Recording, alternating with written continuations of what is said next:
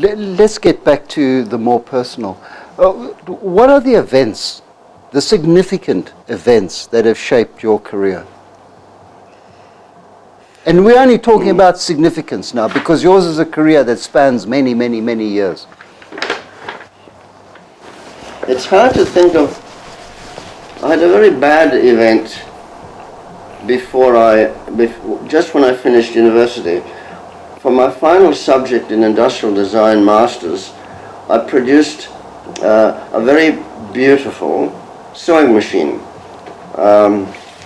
And I thought, now I'll show this to Mr. Singer.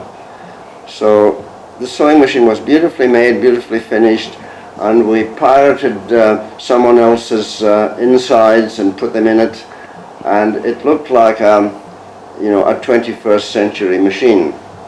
It was quite sort of space age looking. If you can picture what the first Elna machine looks like, it looked like that. So I took it to the board of singers, and the chairman of the board, after I presented everything, said to me, "Kjell, 25 years from now, they will still be buying that machine." And he pointed to this ugly black with gold figures on it Singer sewing machine. So he was right. that was. But then I sold the prototype to Elna. Oh, okay. So that was significant. It went from abject misery, and very nearly, for the first time in my life professionally, I almost lost my temper in that boardroom. But I managed to get out of the place and lick my wounds and made an appointment to meet Elna. So that was significant because it was the bad and the good, if you like. But my career sort of been dotted with sort of slices of luck, which I was fortunate enough to pick up, to respond to. The first one was my being headhunted to Raymond Loy in New York, along with 2 or 3 other graduates of my year, and it gave me my first project, which was most exciting. It was for Rosenthal in Germany, and it was a ceramic dinnerware project, which was all in pure white and incorporated several significant design breakthroughs or differences.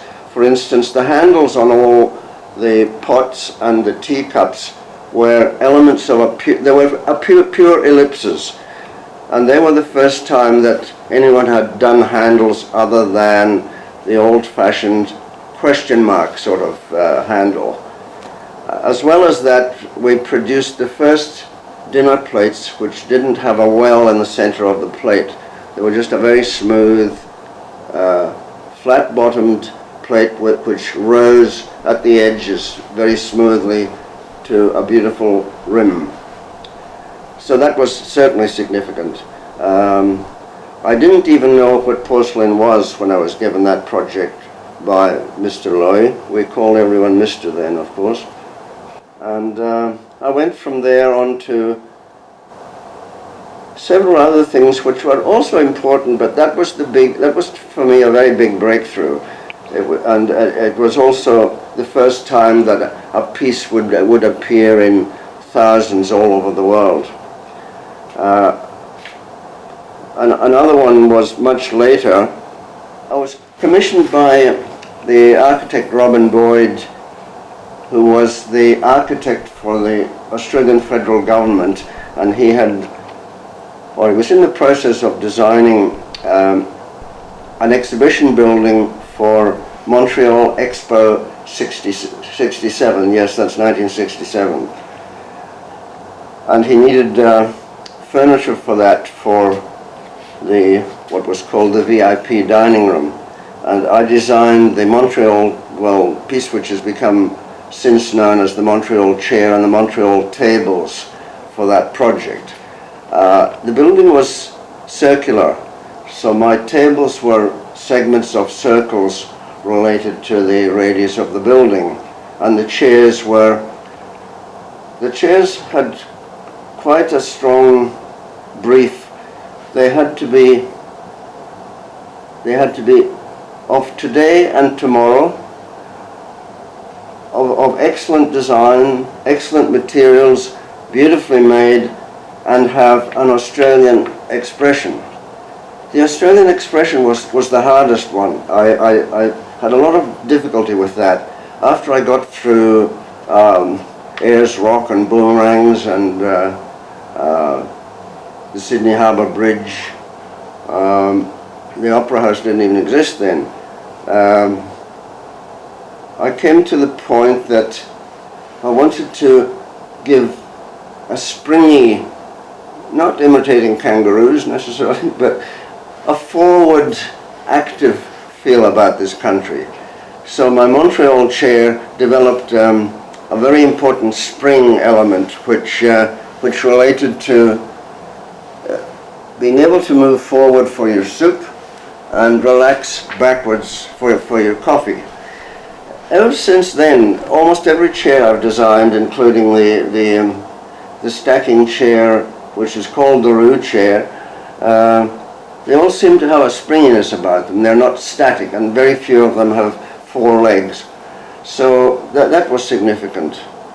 It was very significant when I was appointed to the staff of RMIT in 95, I think it was. But they keep coming up, and I keep being lucky. For instance, I've been a sailor all my life, and I was on a sailing yacht in a race from Newport to Bermuda. And we were in a good position in the race, and we were downwind with a great big spinnaker up. And the captain, the skipper, said to me, "Kjell, you just finished your architecture degree." I said, "Yes." "Pretty good marks?" "Yes." "What about coming to our office in Casablanca?" So without further ado, I went to Casablanca, and it's the first time I had sort of worked as an architect. I did buildings in Casablanca, Tripoli, Marrakesh, and what was the other place? Dakar. So that was again quite an accident. I mean, I had no clever plan on sailing on that boat because the skipper was a hotshot owner of several architectural firms, so that was another significant one, yes. There must have been an event which led you from architecture into product. Was it that clear cut, or is this? No, I was in 3rd year in architecture, and I thought I've always had a very big ego. To some extent, it began in sculpture because I wanted to do the next great modern sculptor after Henry Moore, but I didn't want to look like him. So I got to thinking when I was in architecture, I'm going to be a small cog in Skidmore, Owings and Merrill, or one of the giants. I won't be able to do, fantastic monumental buildings. See, I was a very visual person. I wasn't interested in doing perfect houses in the desert and that sort of thing. I wanted to do expressions of art, if you like. And I felt that industrial design was just beginning, and I had met Mahauli at a school in Ulm, where he was there for a fortnight, and he encouraged me to come to Chicago in any case. So I joined Mahauli's School of Design in the last year of his life, actually.